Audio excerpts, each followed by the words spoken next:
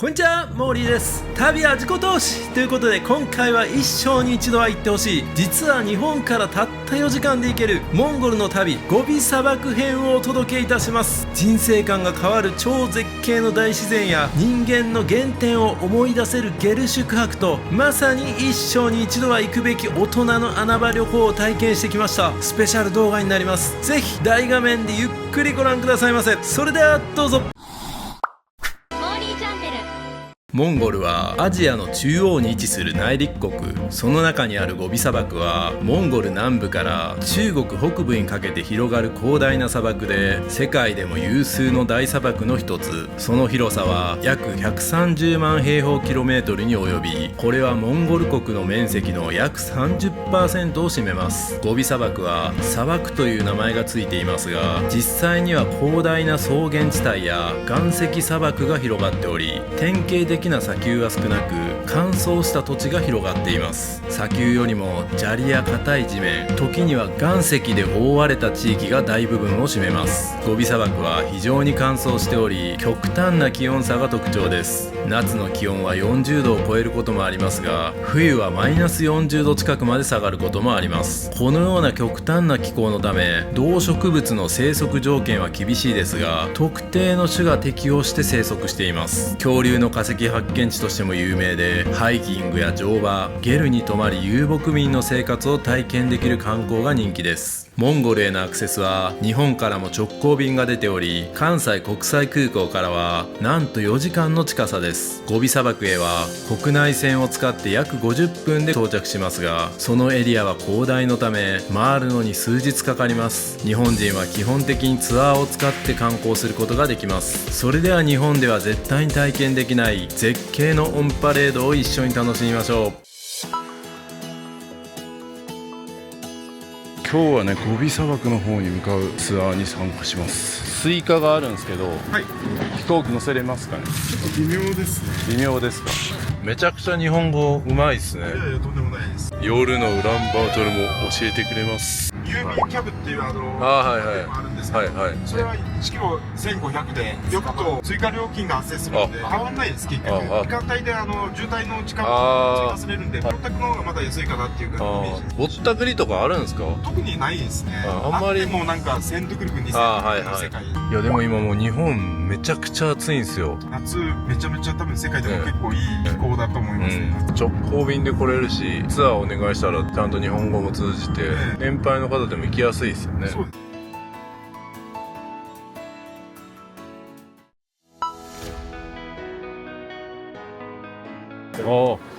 日本が関わってるんですね。結構日本人もね、言ってみたら日本語も飛び交ってますね。これは国内線ですね。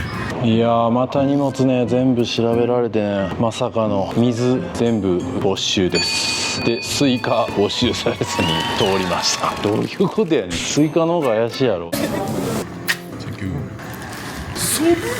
あ乗るか。これに乗ります。楽しみです。ギリギリ入りました。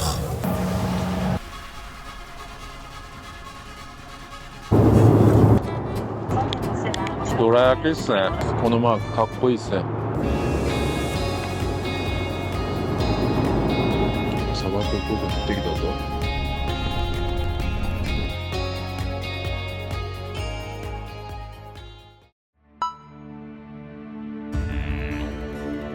日本の離島に来たみたいな、そんな空港ですね。いやー、到着しましたね。最高の天気。やっぱ砂漠は天気じゃないとね。荷物の受け取り、キャンザリックス、よろしくお願いします。荷物外で受け取る仕組みらしいですね。すげえ、めっちゃ原始的だ。いやー、気持ちいいっすね、この天気。ズーチートラベルさん、ずっとそんなにうちで200キロぐらいですよ。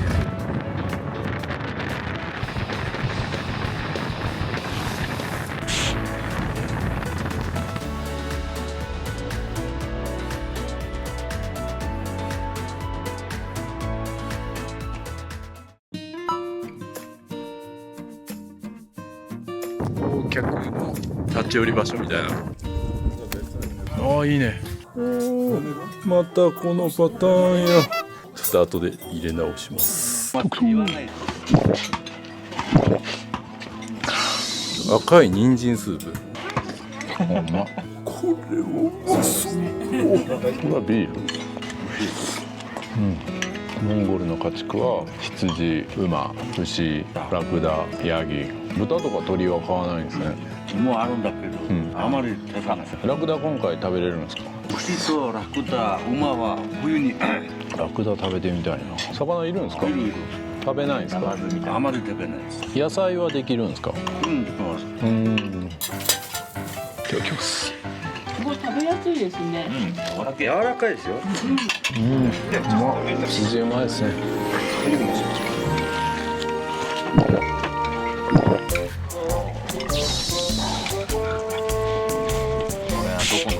モンゴル湾コイルじゃないですか。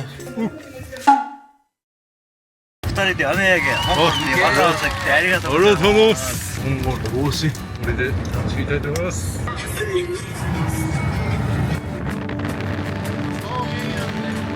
羊とヤギ。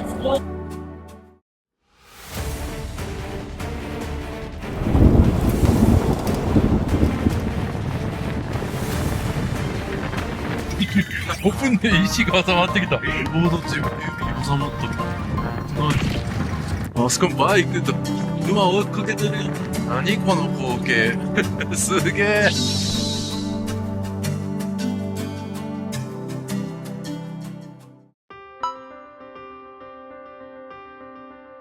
馬に乗って登る感じですね。これで馬実は3日連続です。逃げがちやなこの馬。やばいぞ。結構食べたからお腹痛くなってきた。うわめっちゃいい景色。すげえ子供がちゃんとやって連れていくに。いやこれ映像でどこまで伝わるかわかんないですけど、ものすごい圧巻っすよ目の前で見ると。あほんまや若干雪が残ってる。え何がいんの？ああほんまやほんまや。ここハムスター結構いるみたいで。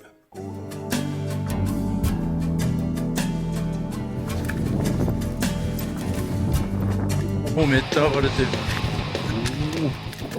馬に乗れずそのままゴールっぽいところにたどり着きました。歩いて石を持ってなんか歩きながらここに投げ入れていくみたいですね。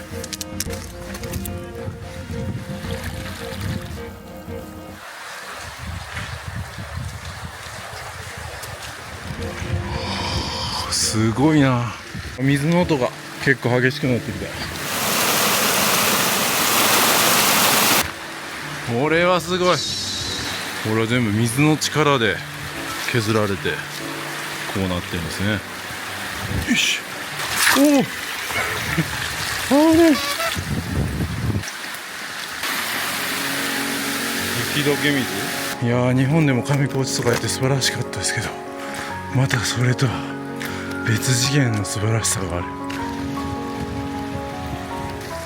結構遠いな。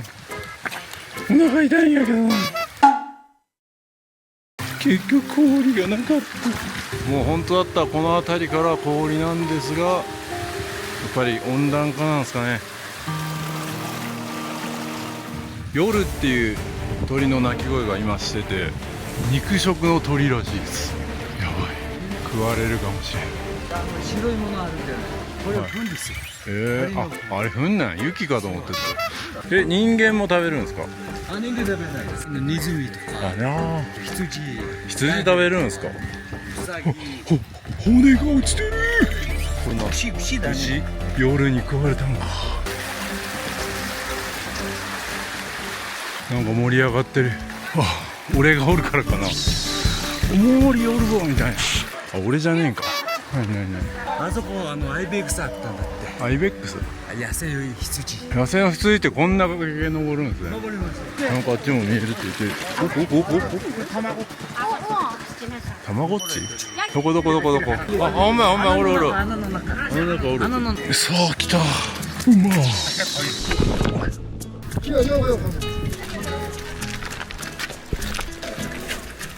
ヤキさんの馬全然言うこと聞いてへんじゃないですか。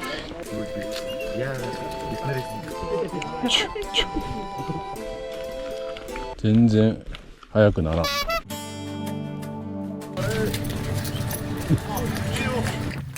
ね。喉乾くよね。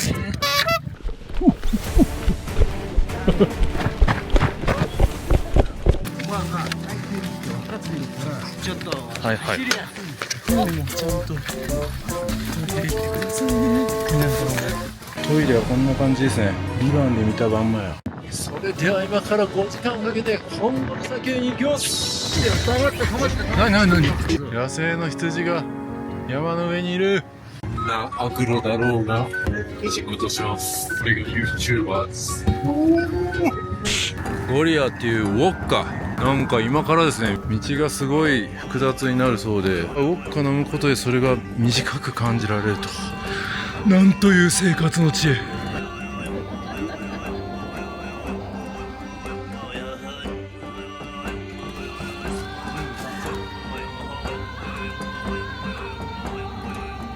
モンゴルスタイル。いただきます。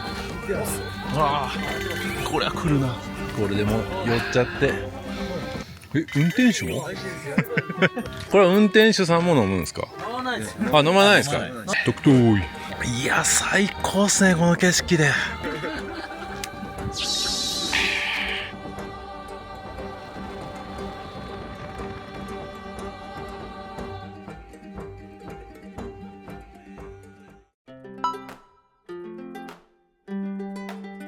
休憩場所に到着しました。今日飛行機は遅れたりとか、今日昼がよし。なんや俺の犬ちゃうで。なんで俺こんな犬に好かれるようになったん？行ってまうんかい。食堂がなんと閉店してたということなんで、ここで買い出ししたいと思います。めっちゃ凍ってるぐらいやな。凍ってたー。えらいこっちゃ。なんでこんなこと起こるん。改めて凍ってないやついただきます。キンキンに冷えてマジ。はい、これが今日の夜ご飯です。この揚げ餃子いただきます。牛肉が入ってるらしいんですけどね。何やろこれ。牛じゃない。謎肉っすね。なんか香草っぽいものが中に一緒に入ってて、ただビールにめっちゃ合います。よしかった。ありがとう。さあトイレ休憩です。トイレ休憩といっても野ざらしなところでみんなします。開放的ですね。どこでもいいんです。もうここでします。いやー、今トイレ終わりました。最高っすね。まるで動物になったような。いや動物なんですけど、本来そうであっただろう行動をすることでまた自分の視野が広がりますね。そして普通にめっちゃ気持ちいい。これは皆さんに味わってほしい。はあ、最高。またウォッカいただきます。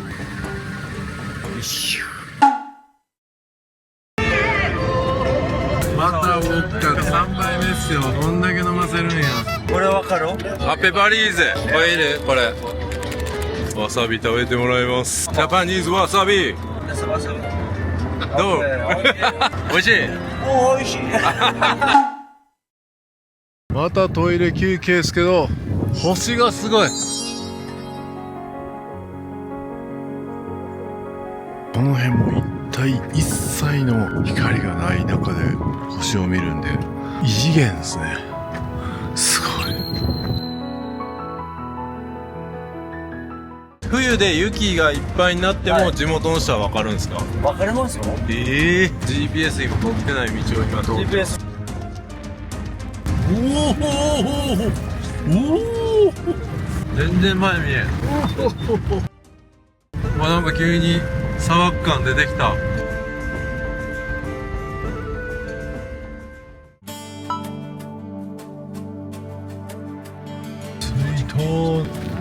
ここですね。あげるの独特な匂いが。あ、こんな真っ暗。あんまり電池がないので充電もできない感じですか？そうです。いや、電気の貴重さを学べますね。というわけで、おい、サンキュー。いや、泡だらけんけ。長いなら美味しいですよ。モンゴルでそういうことわざやります。大変の道が終わるなら幸せ。ああ、いただきます。タタホイ。オラか。どっちですか。オララ。タタオララ。モンゴルチャーハンの意味らしいですよ。そう。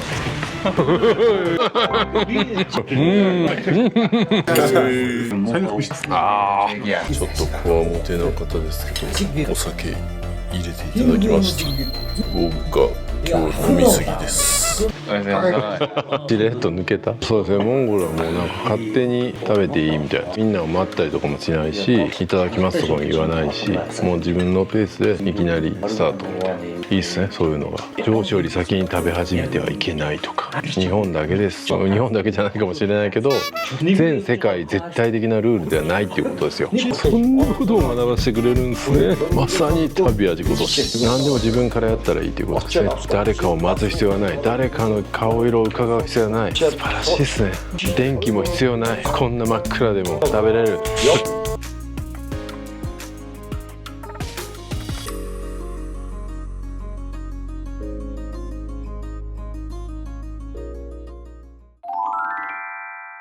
旅落ち子投資、読むだけで人生が豊かになる大人のための旅エッセイが出ました。もともとね、旅なんてもう意味がないと思ってたね僕が、旅を通じて価値観が変わって、こう人生が変わっていく、そんなエッセイとガイドになっております。実際の旅程やね、プランニングなんかも載せておりますので、実用度もバッチリです。大人のあなたにこそおすすめの本になっております。ぜひどうぞ。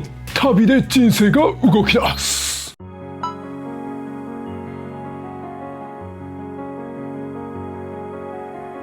おはようございます。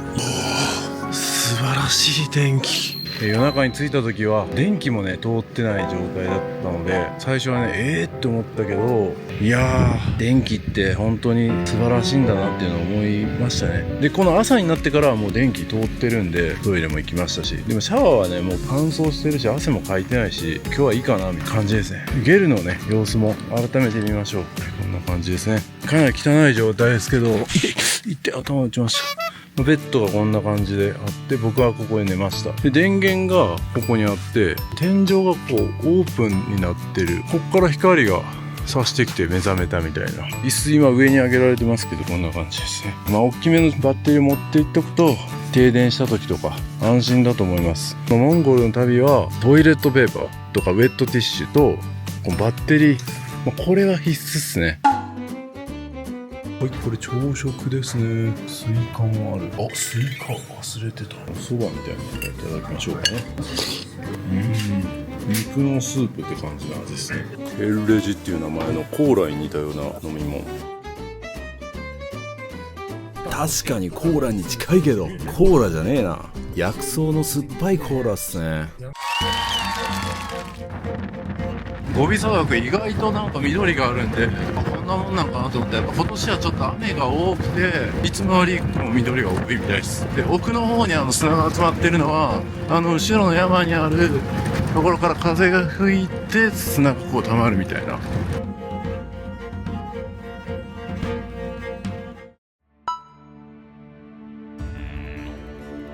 そう、6だ来た。おお、すげえ。おラクダって鳴くんよ。来ましたね、モンゴル砂丘。めっちゃなんか食べてる。オッケー。ここを持つと。はい。よし。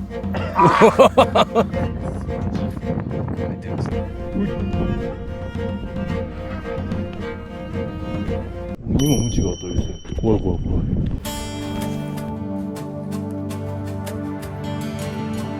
おお、下り。正直馬よりお尻が痛い。喉がめっちゃ乾くな。やっぱり砂漠は水をするっていうのがよくわかるな。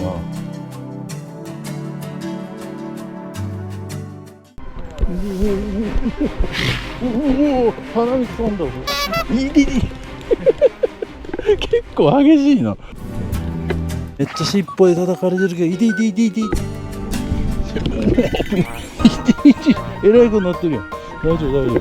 次、いて。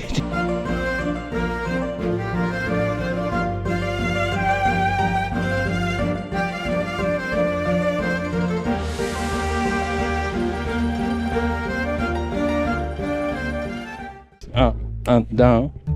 そう。うわ、減った。なかなかな修羅場が。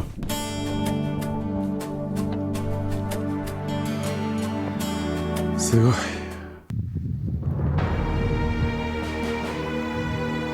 アマテラス大神、イエス・キリスト、アブラハム・アラーよ。誰でもいい。助けてくれ。俺はこんなところで死にたくねえ。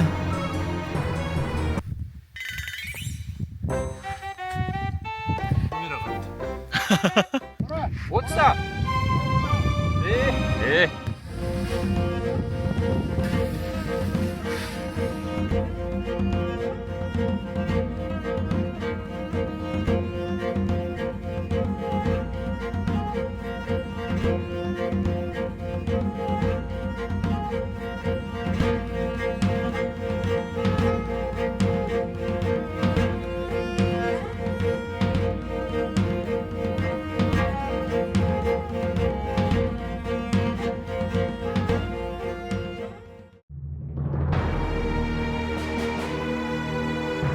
アマテラス大神、イエス・キリスト、アブラハム・アラーよ。誰でもいい。助けてくれ。俺はこんなところで死にたくねえ。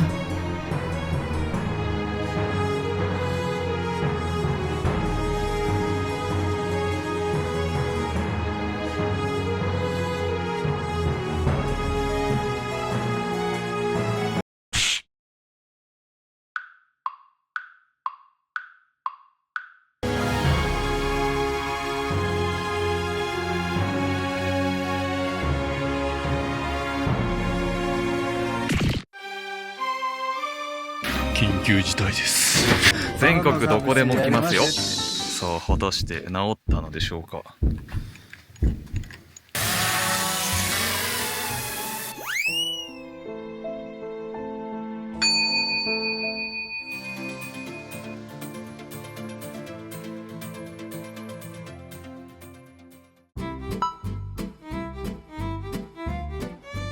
ご飯を食べたいと思います。とくとーい。カレーみたいなのが来ました。星の王子様カレーみたいな。この車も2番で見覚えあるな、なんか。はい、それではね、ここから僕が運転させていただきます。砂漠を運転するの気持ちいいですね。あれバイエンザックどこでしたっけ。わからんなったから聞きます。優しいんでね。うん。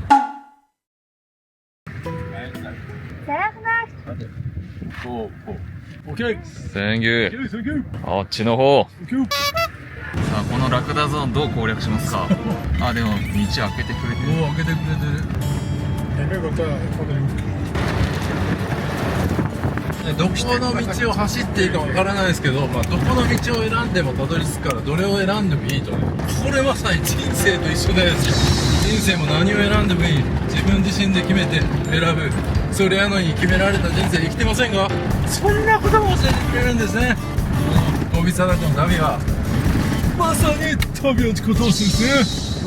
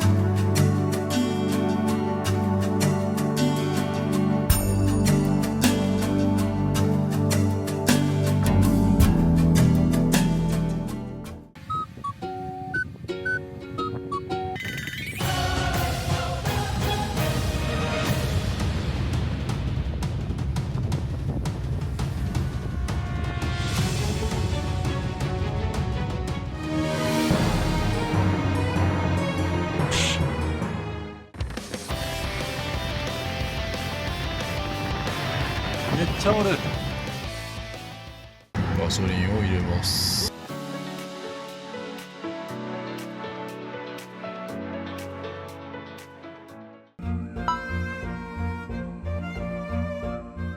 この辺は化石っすかね、恐竜の。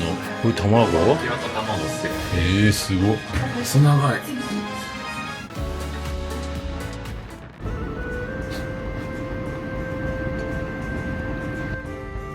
ラクダ人形。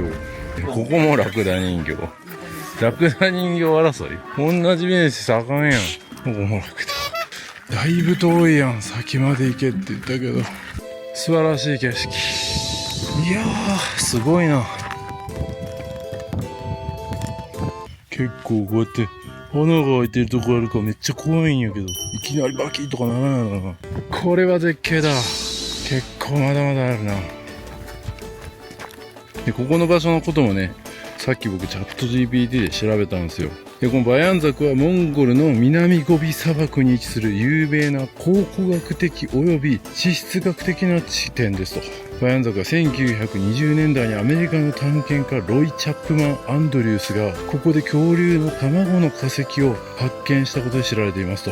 この地形はフレーミングクリフス、燃える崖とも呼ばれていてですね、赤みがかったこの岩の崖が夕日を受けて燃えるように見えることから名付けられたと。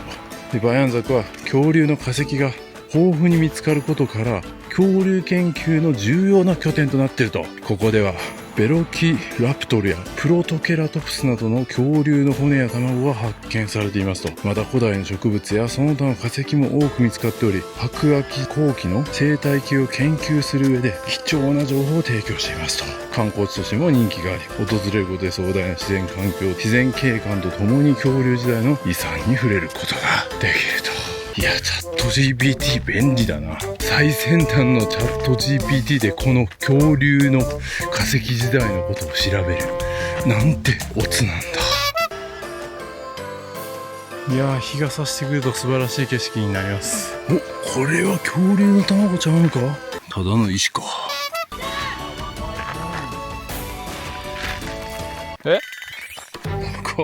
そこは危ないな。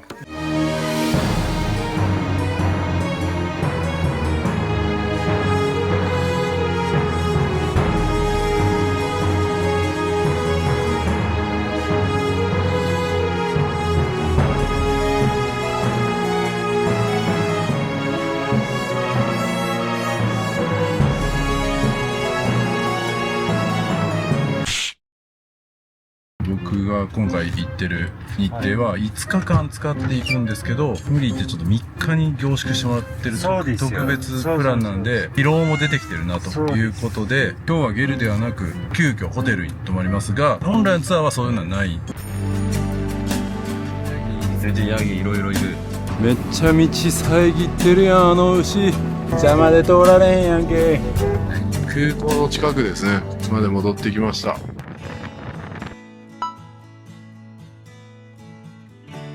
ご飯食べるとこに着きました。もうやっぱ夜になると寒いっすね。このウォッカス。あ、やっぱ多いな。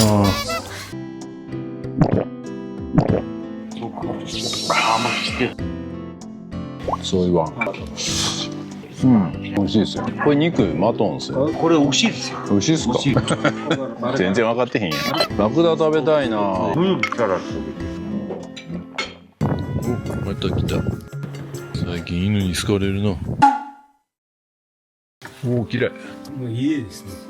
遊牧民の。充電できないですか。充電はできないと思う。타고 들은 거 싶어요.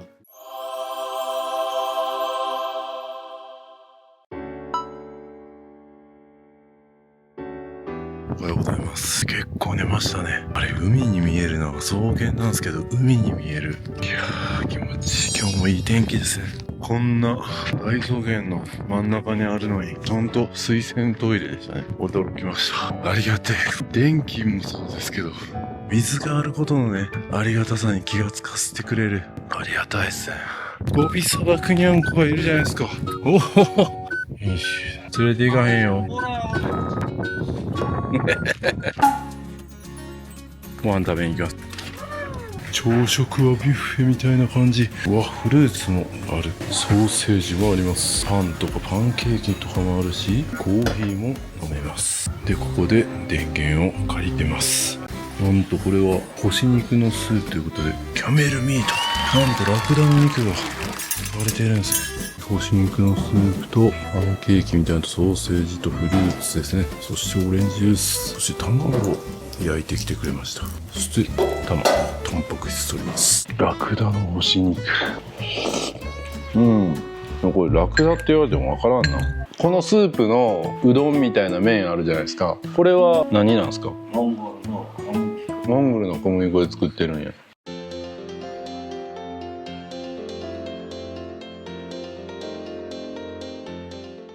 今からね、南ゴビを抜けるんですけど、南ゴビの入り口がここになります。そういえば僕わざわざ飛行機で持ってきたスイカ腐ってしまいました。食べる前に捨てることになりました。無念です。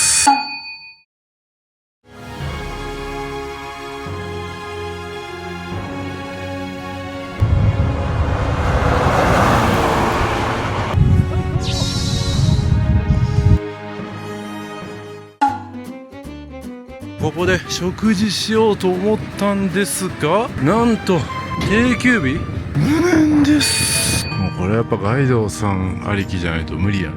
空いてるか、どっちだ、どっちの顔。定休日閉店ってこときたー。ミルクティー、わあ、なんかちょっと酸っぱめのミルクティーやな。でもうまい。モンゴルの人は昼お酒飲まないってことですけど、まあ日本も本当は飲まないですけどね。でも私は仕事でこの月曜の真っ昼間からビールいただきます。ほんますいません、仕事ですからね。いただきます。うまっ。おそらく羊のスープだそうです。熱い。こんなのある。めっちゃうまい。このゴビ砂漠のハビの中で一番うまいみたいですね。これはガイドさんが食べるものです。うんでくてよ。いや、これ一番美味しいですね。だしがすげえうめえ。日本人に合う味やな。ポーズきました。餃子。肉汁が。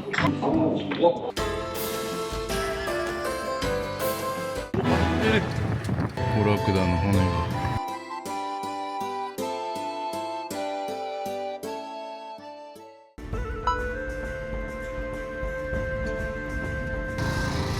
なんかあの辺すごい感じ。おお、すごい。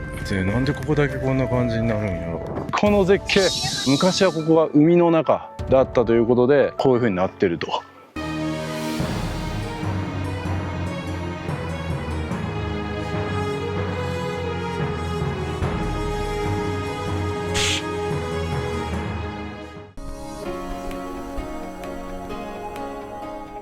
さあ、下まで降りてきました。意外と起伏が激しい。ランクルだから上がってこれた。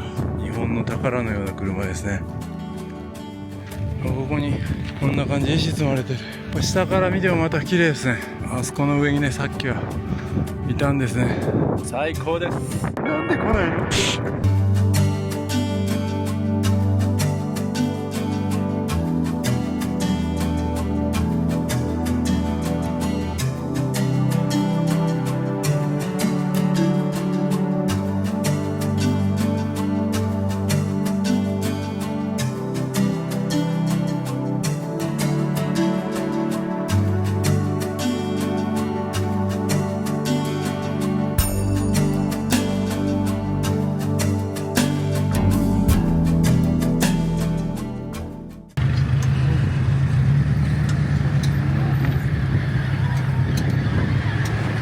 これでウランバートルに向かいます。最高でした。はい、こういうツーリストキャンプもあるんですね。ちょっと部屋を見せてもらうことにしました。こじんまりとした感じなんですけど、この草原を眺めながらこう寝れるような感じになってるんですね。ほんと最低限な感じですけど、すごいおしゃれですね。新しい形のゲルって感じです。これにてね、モンゴルゴビ砂漠編観光が全て終わりになります。皆さんの目にはどのようにね映ったでしょうか。いやー、本当にね、生きるということをすごく考えさせられましたね。なんかもう規模感が全て違いすぎて、歩いた場所が悪くて怒られました。はい、ちょっと仕切り直しますけども、今回の旅で僕がすごく印象深かったのは砂漠とか崖だったりとか、その絶景もそうなんですけども、僕たち日本人がこう当たり前に毎日こう電気を使って食事も食べれてシャワーも浴びれてみたいな、普通の感覚がこのモンゴルでは普通じゃない。で、特に印象深かったのが時間を気にしすぎだと、日本人はね。もっとこう時間忘れてその楽しもうよみたいな感じでおっしゃってました。だから今回のツアーなんかも結構臨機応変に体力的にちょっときついからゆっくり寝ようとか、そのモンゴルの人の考え方すごく分かりました。僕たちってやっぱり鏡見て自分の姿誰に見られても恥ずかしくないように整えて、時間も他の人に迷惑かけないようにしっかり守ってみたいな感じしてて、それは日本人の素晴らしいところだと思うんですけど、人間らしさっていう部分で考えるとちょっとどうなのかなって考えさせられるところってありますよね。で、この乾燥した気候、シャワー浴びなくても1週間過ごせるということで、実際僕も確かにシャワー浴びない日がありましたけども全然大丈夫でした。数日だけでもそういうことを体験することで何かね得られるんじゃないかなと思います。まさに大人の穴場旅行ということで最高な旅でした。まさにね、旅は自己投資ということですね。そしてね、今回命をいただくみたいなところもね、すごく考えさせられました。テルレジでね、羊の解体とかも見てそれをいただくことになりました。でね、そういうシーンを撮るのってどうなのみたいなね、意見もいただきましたけども、ね、僕たち含めてその動物たちも生きていくために矛盾点も生じながらも必死に皆さん生きてるわけじゃないですか。全部綺麗事だけ言ってたら全員生きていけない。それを考えさせられますね。いや、素晴らしい旅でした。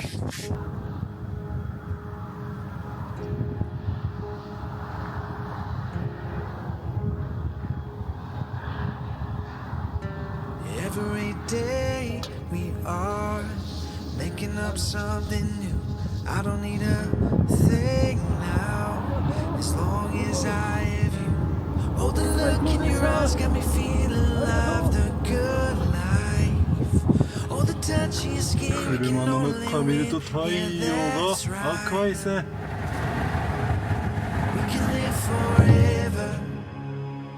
はい、ついにですね、モーリーチャンネルの新しいコミュニティができました。ディスコードというアプリを使うことになるので、こちらの QR コードからぜひどうぞ。完全無料で参加できて、メンバーの方しか見れない内緒話コーナーもあります。ぜひどうぞ。インスタグラムや X、スレッズもフォローお願いします。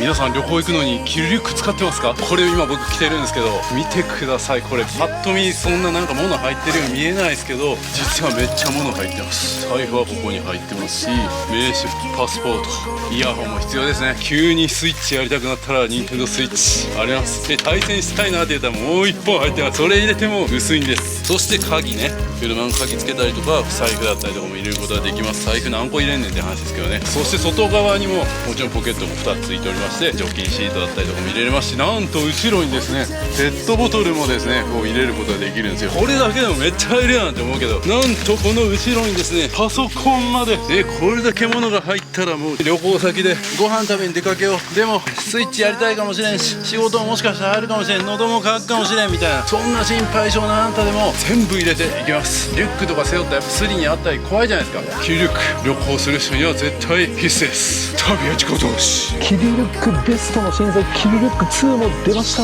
ここにはポケット追加されまして、さらにサイドファスナーだったりとか隠しポケットも追加になってめちゃくちゃパワーアップしてます。肩幅も細くなって女性の方でも着やすくなってます。ブラックとネイビーどちらか好きな方をどうぞ。旅は自己投資。はい、皆様大変お待たせいたしました。リクエストの多かった夏用のキルリュックが誕生しました。その名もキルリュックエアーということでね、めちゃめちゃ軽くて薄いのに収納力抜群です。なんと透明の入れ物もつきまして、ホテルのカードだったりとか航空券だったりとか見せたいもの、どこに置いたかわからなくなるものをここに入れとくことができます。しかもですね、キルリュックベスト2重ね着できたりとか、その上にさらにキルリュック LS を重ね着することで収納力が2倍3倍に増えていきます。全部揃えてどうぞ。まさに旅は自己投資。最新の動画は長編になりますが、ぜひメインチャンネルもよろしくお願いします。